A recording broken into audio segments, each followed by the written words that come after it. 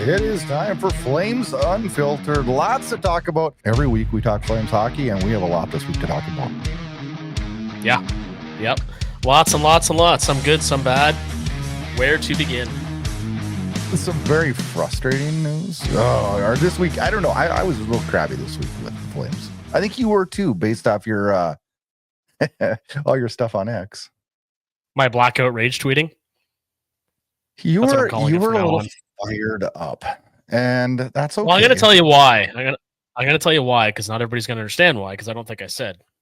I didn't play hockey Thursday night because I've been having a little bit of a back problem, and I usually would just push through it, but I thought, you know what? There's a game tonight. I'm going to watch my team play.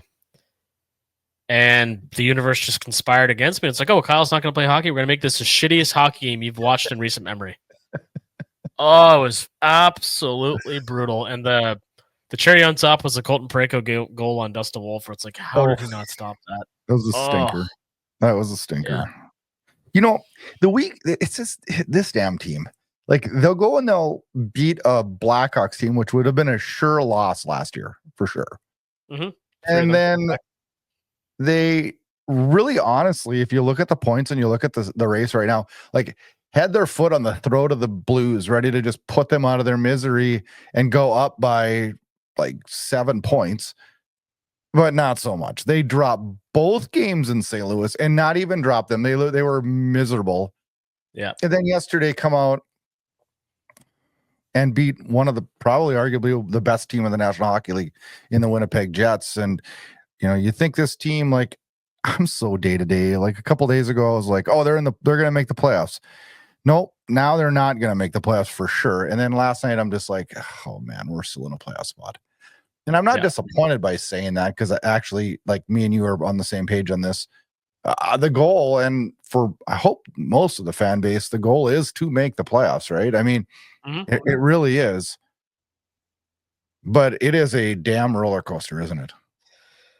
Well, I mean, yeah, especially when they have no business winning that Winnipeg game. That was all Dustin Wolf, all completely nothing but Dustin Wolf. I mean, they were opportunistic on a couple chances. You know, nice to see Kuzmenko finally get on the board. I was freaking out with excitement over that. But the Flames didn't play great, but they weren't horrible yesterday. See, and then Dustin Wolf was the difference maker, right?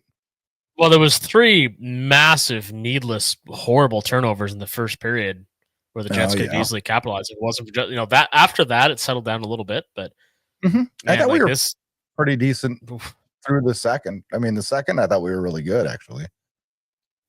Yeah, not bad. I mean, but it just proves how many holes there are in this team that Wolf is able to cover up for most nights. Mind you, he didn't in the prior game against St. Louis, but this guy is just lights out so much of the time. And you've seen this on X. I mean, the Flames are 10 to 15 points less than the standings without him, it seems. Yeah. What's with this team on Saturday nights? Holy cats, we're unstoppable on Saturday nights. Isn't it great? It's fun. It's my favorite night to watch hockey, and then we're a really good hockey team on Saturday nights. If we could just have all our games on Saturdays, but it doesn't work that way. But you know what? The week started out pretty good. I thought our performance against Chicago was kind of a breath of fresh air in the fact that it was a game where, we didn't have to struggle a 1 goal. We were up it was 3-1 after 1. Yeah. And then went 4-1. So it was a game that we didn't have to like we were behind the 8 ball the whole damn game, right? Yeah. We could kind of breathe a little easy. I'm not saying it was an easy game or anything, but I mean, we were at 4-1. Like, it was a lot less stressful, I guess, watching that. And kind of an interesting game is in the fact that Peltier gets 2, Bean gets a goal. Like, guys that haven't been scoring, Backlund gets a goal, Sharon Govich gets off a little bit of a schneid, and Rory Cairns makes his NHL debut and has a fairly impressive NHL debut. Wouldn't you agree? Well, I mean, I don't know how you get much more impressive than recording your first point 12 seconds into your first shift, right? 12 seconds. Yep. 4 shot attempts, 2 shots on net, 2 assists, 3 scoring chances, 1 high danger chance. He was in it. He was around it. Albeit just a few games. Like, the kid is not the most fleet of foot, but he's figuring out a way to get points every night, right? And How do Literally, well, every game but one, but he has a point per game, 4 assists in 4 games thus far. you? So, Pretty so tough to argue. fairly impressive, right? Big time, I think. I saw Wes Gilbertson put he is the first Flames player with multiple assists in his NHL debut since Sergei Makarov in '89. So Yeah, he was pretty good from what I remember. yeah, he was just a little good. But you know what? All in all, a pretty good game against the Blackhawks, and you know it was nice to see Pelche, who I'm pretty hard on him, but he had a real nice game. Got 2 assists, his first multiple point game. All in all, a pretty damn good game for the Flames. I liked it. Yep. Yeah. It's you would have thought would set up a pretty nice little road trip to St. Louis, but that wasn't the case. So I'm going to hand it over to you to talk about the St. Louis games because you were very aggravated this week on X and in our tweets, our texts back and forth, and you were a little on edge this week, Kyle. Are you doing okay? I got a lot going on. Got a lot of different stretchers in my life, which I'm not going to bore everybody with. It was not a very fun week for me. And one of the few forms of escapism that I enjoy is Flames hockey. So when they don't fucking show up, I get mad. Especially when the Vancouver Canucks were, on a slide, and Calgary had every opportunity to put some. Oh, they had every opportunity to put some distance between them. Mm-hmm. Taking 1 and 2, and one of the guys I work with, Sean, really good guy, drives a boom truck for us, one of our best drivers. He's a huge St. Louis fan going back to the Brett Hull days, and I fucking knew he was going to text me. I knew he was going to text me. And sure enough, after the 3rd Blues goal, he starts texting me. I'm like, oh, you bastard. Oh, what? Well, Tuesday night, I mean, Colton Parayko scores right away, and Ball ties it up in the 3rd, and then Faxa scores to put it away. But I mean, I thought honestly, and I don't know, maybe you'll agree, maybe you'll disagree. I thought Dan Vladar was really pretty good in that game. Yeah, I thought he was good. There was no issue with goaltending in that game. No, but boy, did we just have no offensive chances at all. Like we struggled to generate offense on any other given night, right? So, but that was particularly flat. Oof. Anyway, it's over now. And as far as the second game goes, it's one of the very few times we've seen Dustin Wolf struggle at this point in his career. The team, he wasn't good. Did you not find both those games incredibly boring, though? Absolutely horrendous to watch. Oh, we weren't the only ones that felt that way. I saw it all over X, and yeah, I mean, Tuesday night, the only positive that night was that Vancouver lost too, so I felt a little bit better about that. And then I was kind of excited. I thought, well, okay, Thursday night, if we can get 2 points here, you get out of St. Louis, I think all of us would have taken a split there, right? And then that doesn't happen as Shen scores, Parayko scores, and it was a stinker, and Wolf was struggling pretty rough. Sharon Govich gets another one, but I'm at 3-1. We weren't generating any offense. I didn't have a whole lot of hope that we were coming back on this one, but all in all, just another damn frustrating night, right? Yeah, as evidenced by my litany of blackout tweets. God, I was mad. I was so mad. You were hot that night. Yeah, I was unlike the team. Yeah, I was absolutely raging. Absolutely raging. So, anyway, last night was fun though. It was scary at times, but it was fun. Yeah, we always play good against Winnipeg though. You're always gonna get a good night. And it was Hockey Day in Canada, and it was a fire-filled Hockey Day in Canada. The Ottawa game was bonkers, and then the Toronto-Montreal game had some pretty good tilts, and it was just wildness with the Reeves thing, and Montreal gets up 3-0 on that one, and Toronto comes back, and then the Calgary game full of excitement, and then we'll talk a little bit about the Edmonton-Vancouver one later on in the show. But Dustin Wolf, the story of the night, 38 saves, just really, really, we always look and always say, hey, we need a goalie to save the day, a goalie to win one for us, and that was textbook. He stole this game for this team. And actually my buddy Chris was watching the game with me, and he was just remarking on how unbelievably poised Wolf is. Like so many times that he thought should have been a goal or wasn't going to be able to stop it. And I mean, we can't depend on him to be that impactful every single night, or this team's in some big trouble. But you know what? Once in a while, and we've said it in this franchise how many times in the past, it's like, hey, we need a goalie to steal one for us, and a lot of times we haven't gotten that. And last night we really did. Yeah, well, more often than not with him, that's what we get. I mean, the stats bear it out. The guy is not only a Calder candidate, he's a Vezina candidate. And if the Hart Trophy description of being the most valuable player to their team is an accurate description, there's no better case than Dustin Wolf to this point in the season. So we'll see what happens down the stretch. But I don't know what else you can say. He's just unbelievable. He's the best goaltender we've had since Kiprusoff. And no offense to Jacob Markstrom, but I'm already prepared to say that. Oh, you're really... Ugh. Oh, there's no question in my mind. Not a single one. That's awful confident. I mean, I'm not that confident. I think he's definitely the goalie of our future, and I'll admit that. But you know what? That's an obvious one. Well, I don't know. Not to some people, it isn't. I guess. Well, not to the Athletic. You want to talk about that right now? Yeah, I do. I keep teaming to talk about Wolf. I mean, it's the this could be a lengthy one, so let's get into it. So.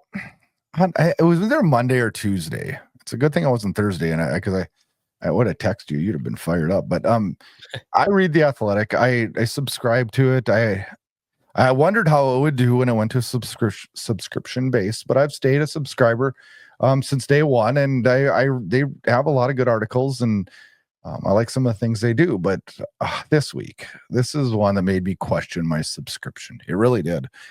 Jesse Granger put out an article, and it was titled 24-25 NHL goalie tiers. Anonymous panel of coaches and goalies rate all 32 starters. I hate it when they say anonymous panel of coaches, which I guess I trust his credibility. I would hope that he didn't just do this out of his head. But they put the goalies into tiers, and tier 1 was Vezina caliber. There's 5 of them. And it was tier 2 high-end starters, tier 3 mid-level starters, and tier 4 low-level starters. I go through the Vezina. Don't expect to see Wolf anywhere on that, but I'll read those off because it was interesting. Shesterkin, Hellebuck, Vasilevsky, Saros, and Bobrovsky. Not a lot of arguments coming for me on that one. The high-end starters, the only one that kind of made me wonder a little bit was Demko, just because, like, I don't know how with his injuries, you can call him a high-end starter right now. And Jordan Binnington was on there, and I was like, oh boy, I don't know if I agree with those two. Yeah, to top it off, Swayman was on there too, right? Well, mid-level starter, that's where I expected to see Dustin Wolf, was in the tier 3, because yes, he is young, he's still proven himself, but I think this year has, what you'd agreed for sure, adequately proven himself. But no, I don't see his name on that one. We're in the tier 4 level starters, and here's what it says. The bottom 10 are goalies in the NHL. Many of them are a mix of young goalies still trying to prove that they are what it takes to be a highest what to say? Let me say that again. Prove that they are what it takes to succeed at the highest level, and veterans who are capable of starting games but shouldn't be relied upon to be contenders. So it's Joseph Wall, Gorgiev, Blackwood, Montembeault, Kemper, Talbot, then Wolf's name comes up. He's with Merzlikins and Mrazek. Yeah, it's wild. Absolutely wild. I'm sitting here looking at this thing, and you know his name's not even on there? Is Washington's goalie, Logan Thompson. He's having a great year. It's not even on the list. He's not even a tier 4, according to this. Yeah, they were talking about how he should have been on Team Canada for Four Nations Cup, and I don't know how you argue that he shouldn't be. I know. It's crazy. I know goalies are hard to rank and hard to rate, hard to understand, and hard to predict, and all those different things. But the stats are all there. That's what I don't get. In the case of any of these goaltenders, never mind Dustin Wolf, like, this is very, very, very clear. It's crystal clear. Like, and even Jeremy Swayman's been having a terrible year. Like, up until more recently, he's found his game a little bit. He made a couple of good saves yesterday. You know what? And I wouldn't put him down at the bottom of the list because, yes, he has proven over time that he can do this, right? But Dustin Wolf hasn't proven anything negatively in my mind. Now, I probably wouldn't have him in the top 2 tiers yet. I think, he's still got some proving to do. I think he's well on his way of doing that, though. But boy, to have him down in the lowest level of starters right now, I don't know. He's the only reason we're in a playoff spot. It's insane that we're in a playoff spot. Like in April, this will be a different discussion. I mean, I'm confident that everybody in the Flames community and hopefully outside of it are going to say, like those who aren't saying it already, like this is our guy. He's a bona fide number one starter and potential superstar goaltender.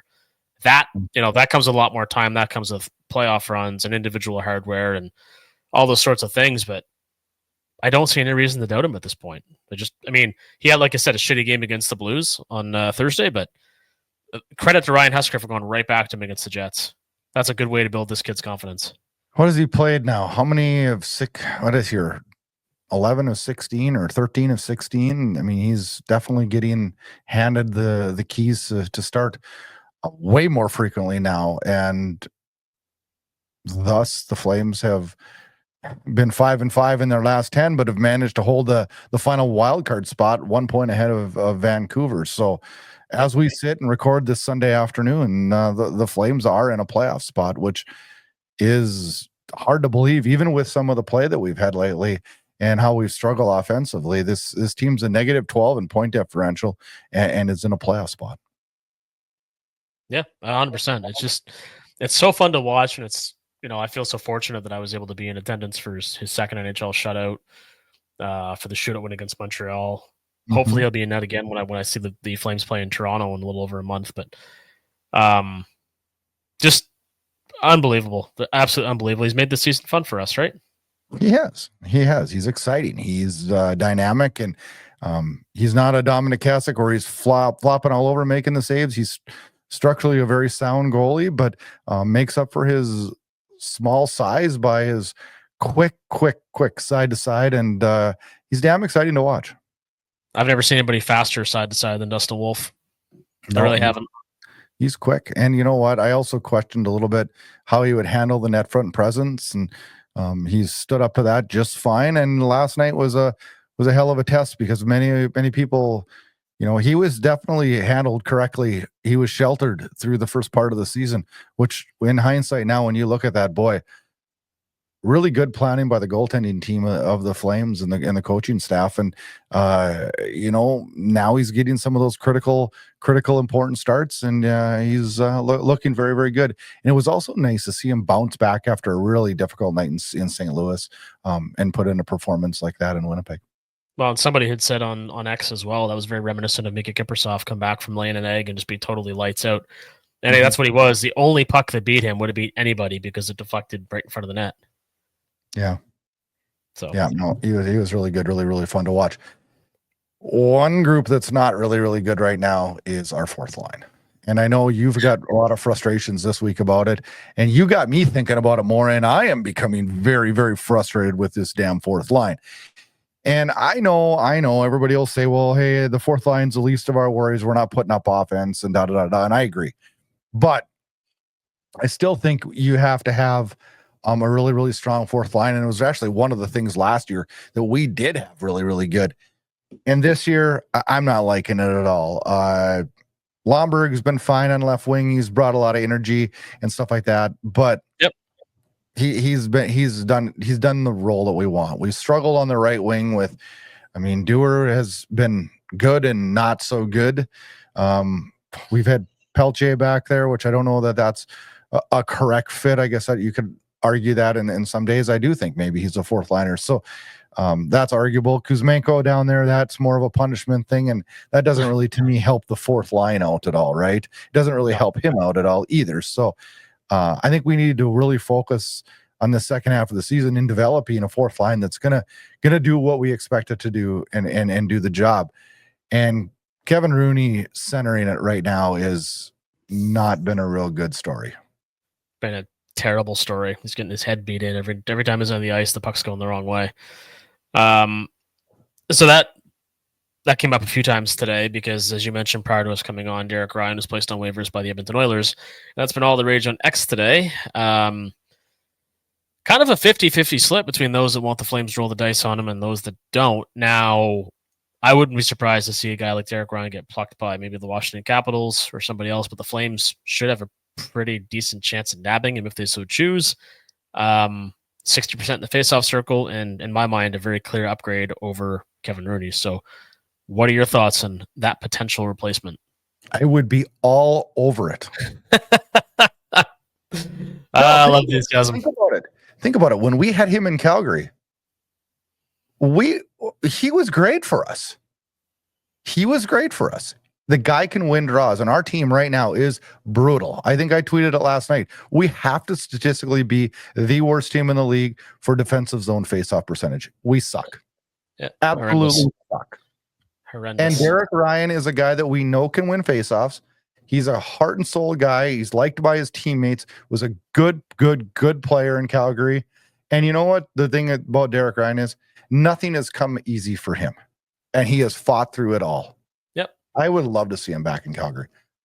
I'd love to see it. I would too. Yeah, I think it'd be great. And there's no risk, potential for high reward. People are saying, "Oh, yeah." Well, people, a few have said like, "Oh, you keep rolling with the kids." Well, you still need a veteran presence.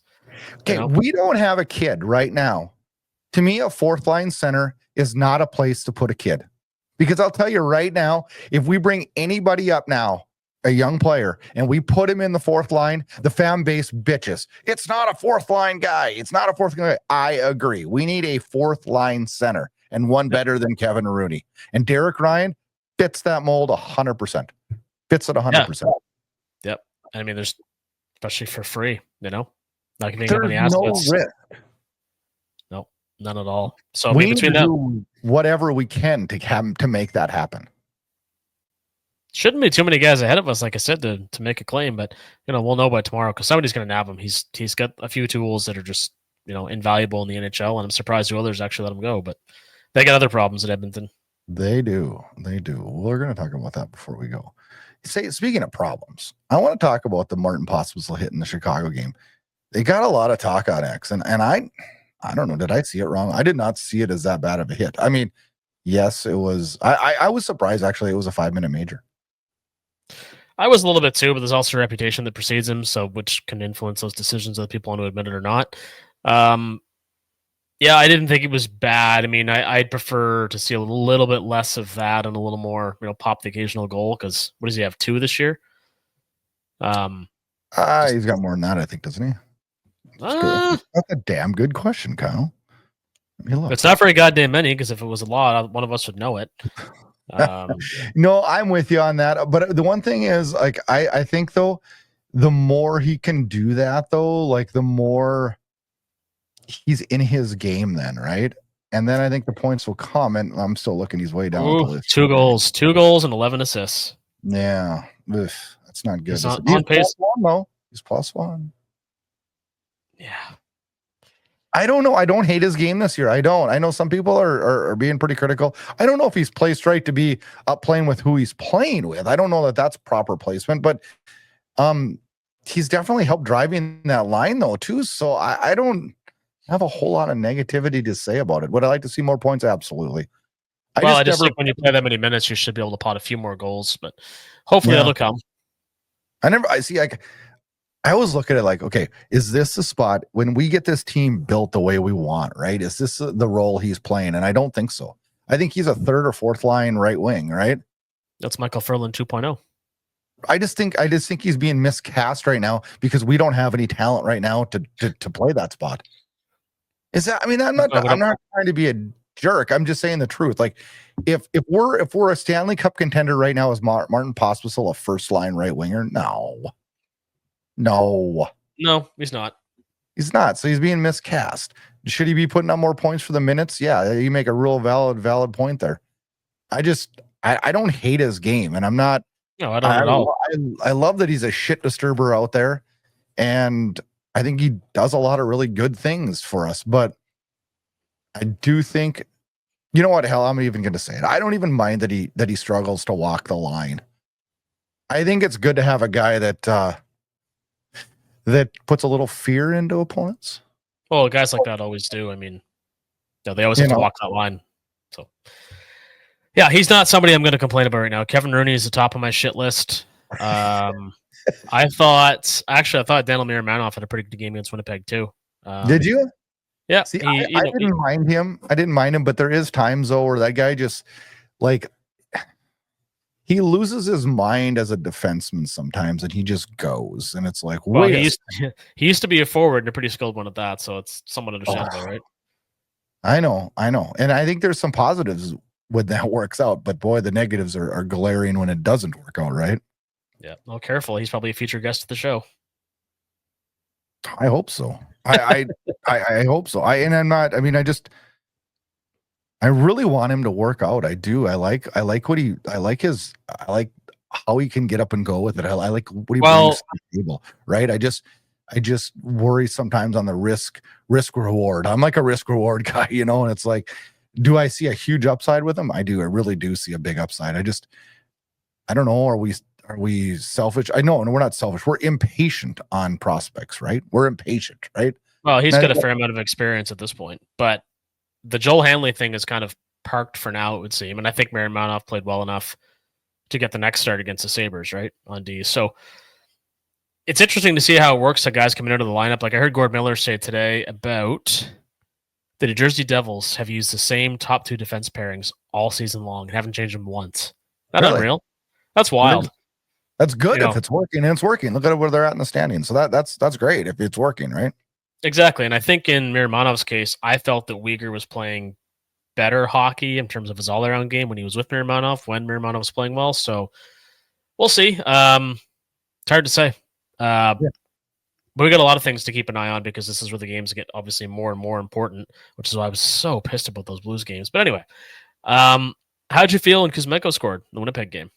I was happy. I mean, I've been critical of him, but I've also had a soft spot because I think he's a hell of a good guy, and I do think that he wants success.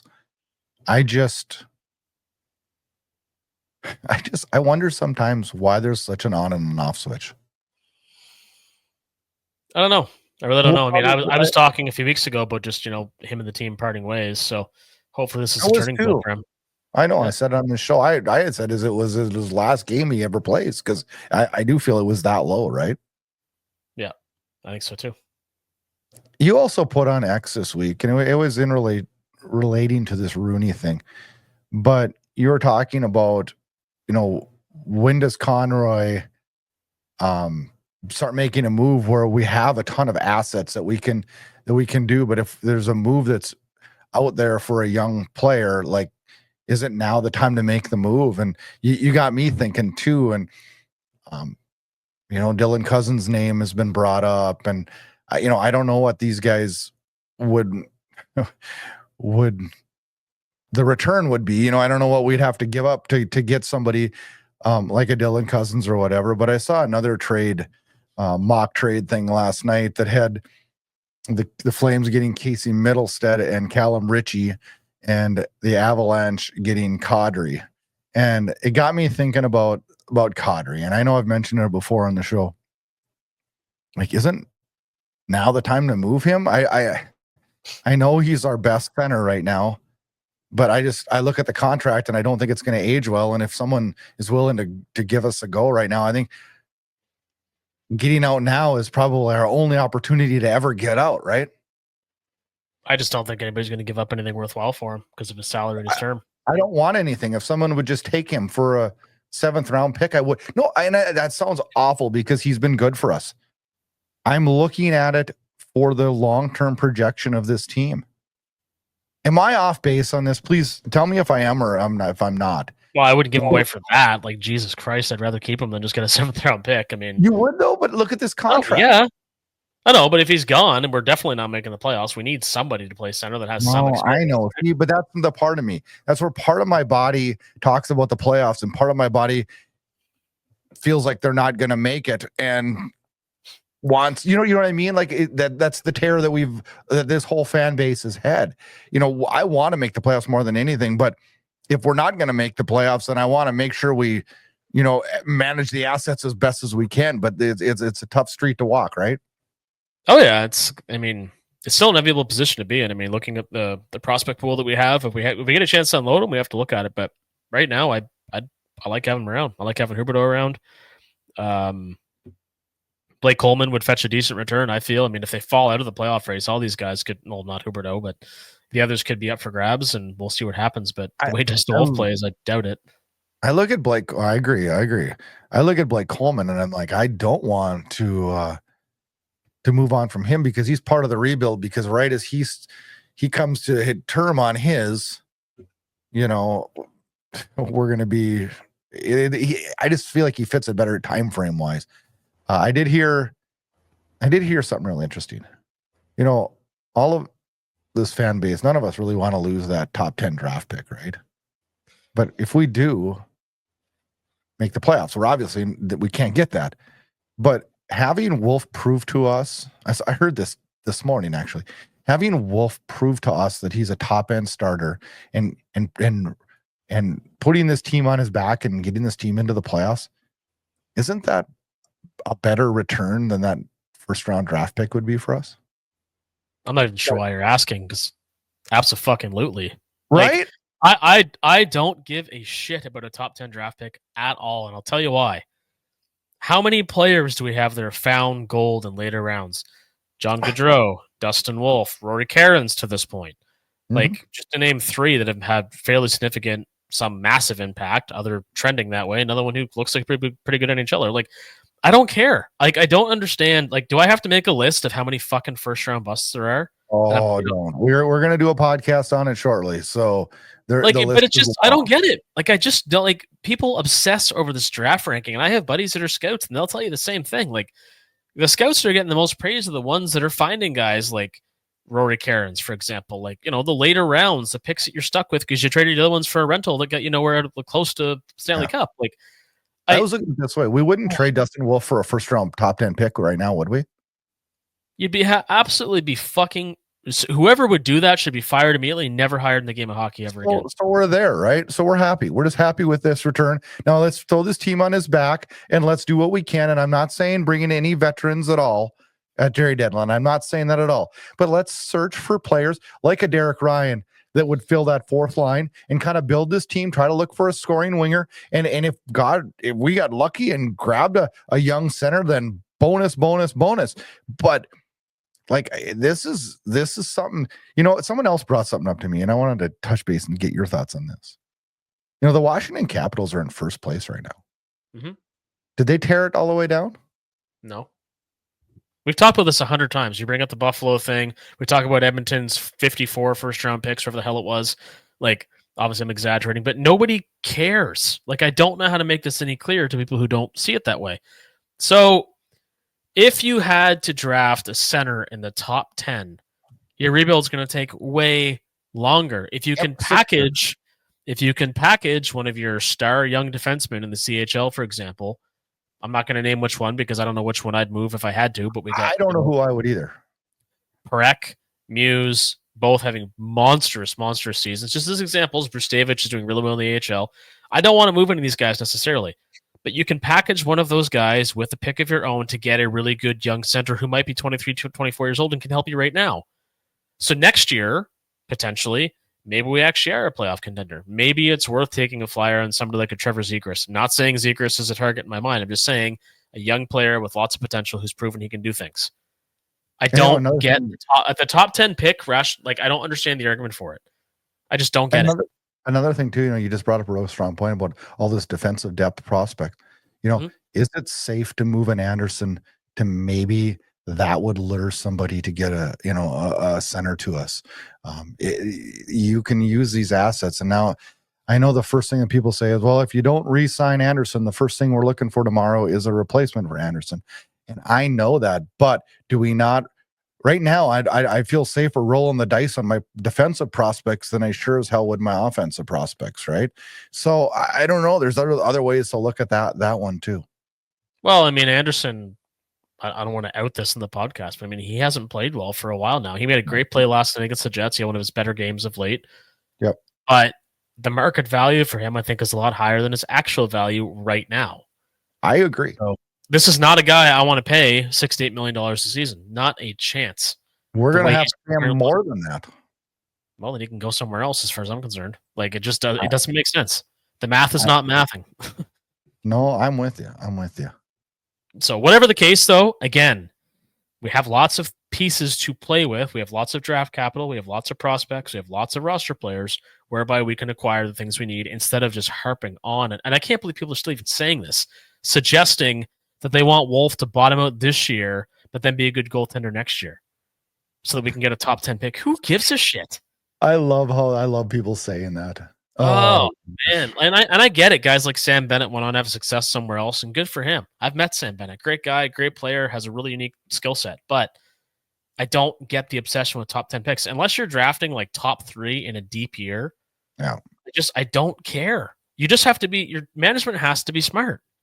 That's what it comes down to, and like that includes drafting, of course, but developing, trading, which Conroy again I think has done a fantastic job in his trades thus far in his career as a GM. Yep. There's so many more things that are far more important than drafting the top 10. Now, I know the odds of a top 10 pick being an NHL player above replacement level are very high. I get it. But it's one player. So unless it's a superstar like Connor McDavid or like a Nathan McKinnon, like I don't get it. There's too much emphasis on that argument. I agree. And rant. That's good. I'm glad I got your blood pressure up today, Kyle. It's good. Let's get it up some more, because on Monday night it was an Amazon Prime game, right? And you know what? I didn't get the Amazon Prime game in the States. I had to watch it on the Chicago feed. You had to get those Rick Ball. I did. That was the one positive, right? Rick Ball. You don't get much better than Rick Ball, and hearing him again was a breath of fresh air, right? But then it got me going and got me looking on X, and I saw that you had responded to this. But Connie's burner put on there, and hopefully I'll be able to get it up onto the screen here in just one moment. He put on there, no disrespect to John Abbott, but the Flames play-by-play has been so boring all year, man. Got to find someone else. And I was like, wait a minute. I think John Abbott's done a really good job this year so far. I do. I'm pulling up an X Factor so I can argue with him, but I think he's been good. I think he's fit in very well. Absolutely. I think that it's I don't know. It's been a smooth transition. And honestly, when I heard Rick Ball was leaving, I did not think it was going to be a smooth transition at all, because it is a hard role to fill and to fit in real quickly. So I have a question for you. Yep. What the hell did I say? Because I don't remember. You wrote, nobody could make this game exciting, boring as fuck. And that's one of the reasons why I picked this. But thank you, Connie's burner. We know you're a good Flames fan. And hey, we all have our opinions. I'm going to be able to pull it up now. After all this, I get it onto the screen.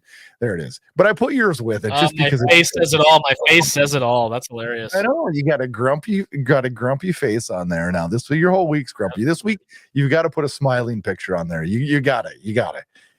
But a good X Factor, because I just think he's fitting well. I think he's a calming voice on there, and that's what I always liked about Rick Ball. I think, I listen here. Do me a favor.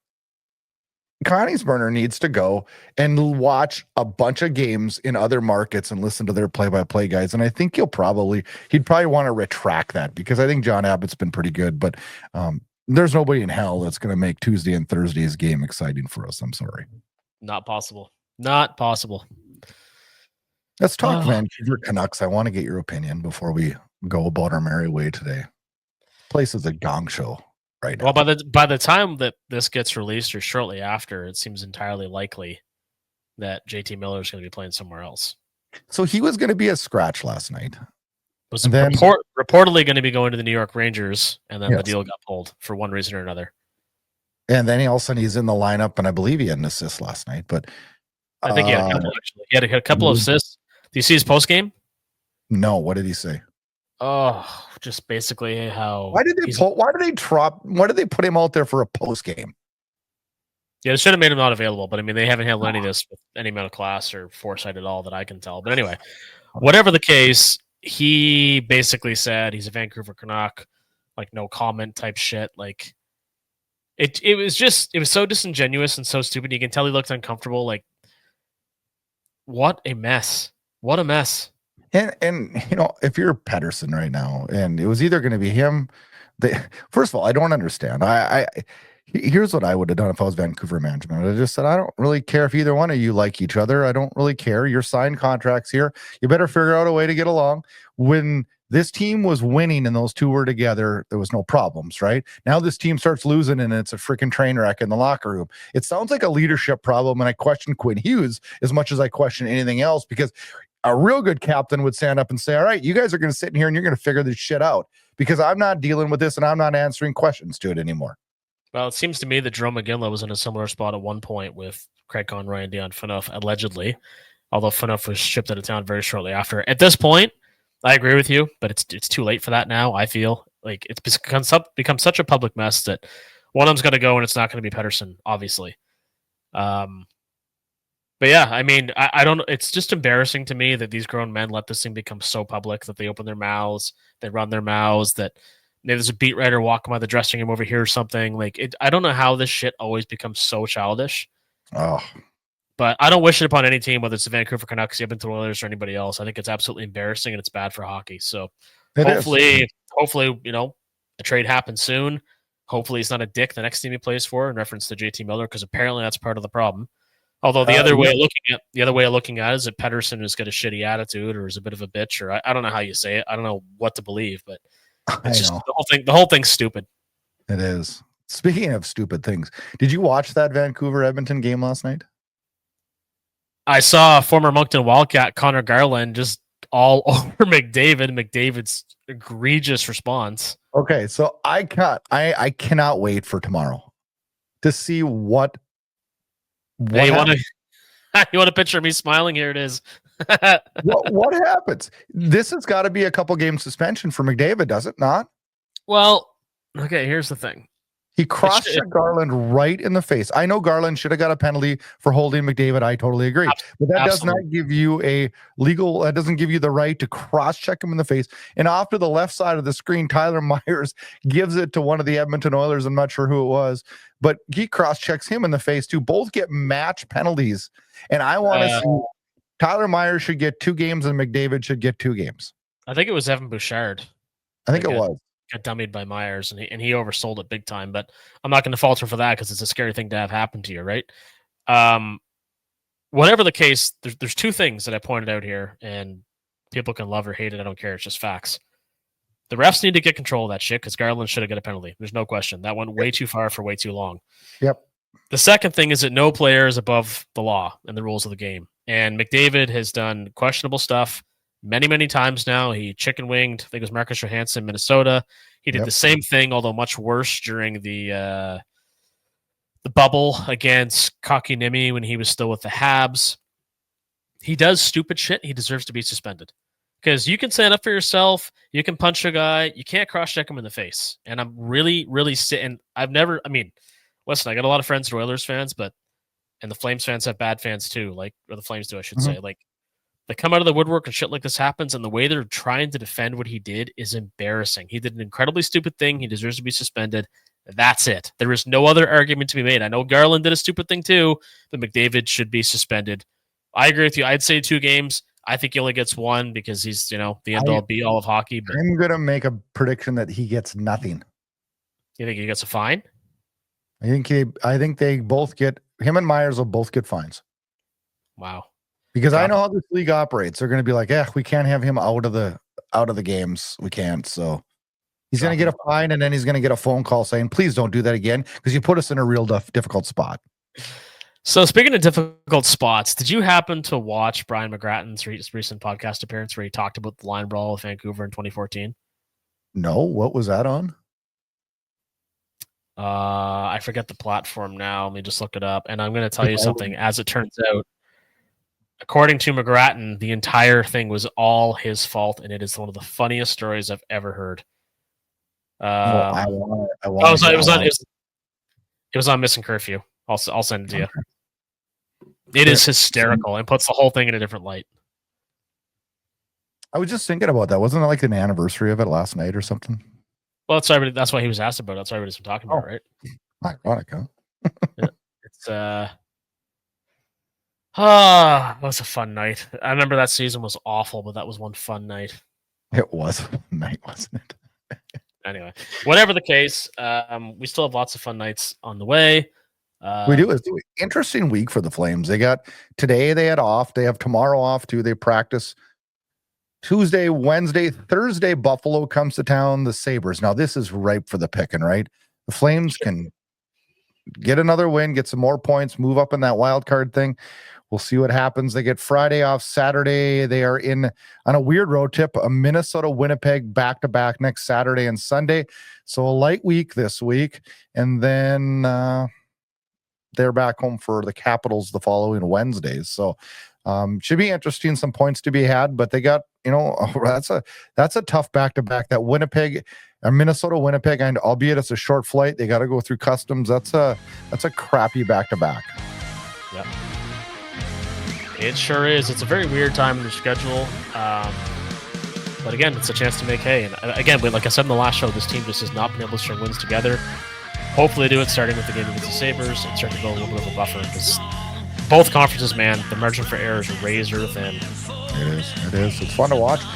Lots of movement. With every single 2 points they get, it changes the standings. We record a little later next week because we're going to record on a Wednesday, release on a Thursday, as Kyle will be out of town, so we'll wait for him to get back and talk some Flames hockey. So we got a little break from us, like an 8 or 9 day break. But we'll have a lot to talk about, 4 games to talk about when you next listen to us. Kyle, enjoy your trip, and let's hope the Flames get on a good run of success. Fingers and toes crossed. Let's do it. Hopefully it goes well. Have a good week, Flames fans. We're talking hockey soon with you.